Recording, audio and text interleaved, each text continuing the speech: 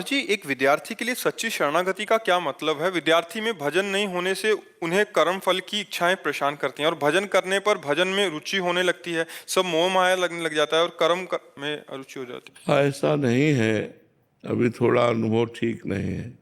विद्या को भी भगवान का भजन मानना चाहिए।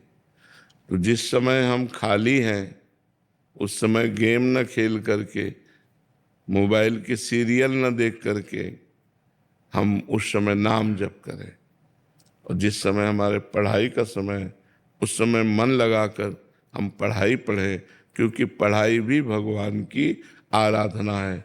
मान लो आप पढ़कर एक अच्छे डॉक्टर हुए, एक अच्छे मास्टर हुए, आप वकील हुए या जो भी अच्छे बनेंगे तो हमारे भारत की समाज की बढ़िया सेवा करेंगे, क्योंकि धार्मिक पुरुष हैं। धार्मिक पुरुष से अधर्म की प्रवृत्ति नहीं होती। तो इसलिए नाम जप और विद्या अध्ययन दोनों भगवान का भजन है, ऐसा मानना चाहिए। ऐसा नहीं कि नाम जपते हैं तो हमें संसार में अरुचि हो जाती है और संसार में रुचि करते हैं तो भगवान में अरुचि हो जाती है। ऐसा दोनों को हमें बैलेंस बना के चलना है और संसार के कार्य को भी भगवान का कार्य मानना है। तो विद्या अध्ययन भी भगवान का कार्य है और नाम जप करना। तो जब तुम्हारे अध्ययन का समय है उस समय आप एकाग्र मन से अध्ययन करो, और जब खाली समय है तो राधा राधा नाम जप करो, वाणी जी का पाठ कर लो, एक अध्याय गीता का पाठ कर लो, भागवत का पाठ कर लो। ये तुम्हारी आध्यात्मिक और आधुनिक दोनों पढ़ाई आपको बहुत ऊंचाई पर पहुंचा देंगी। ऐसा नहीं सोचा जाता कि हमारे विद्या अध्ययन में बाधा पड़ जाएगी, ऐसा नहीं है। एक विद्यार्थी हूँ।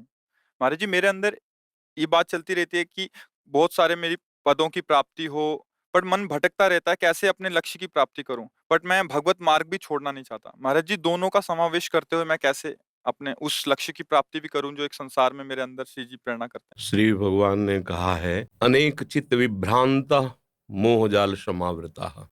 हमारी चित्त वृत्ति भ्रांत हो चुकी है अनेकता में। हमें बहुत से नाम रूप, जड़ चैतन्य, अच्छा बुरा, गुण अवगुण, ये सब कुछ दिख रहा है। मोह जाल समावृता, मोह माने अज्ञान होता है, अविद्या होती है।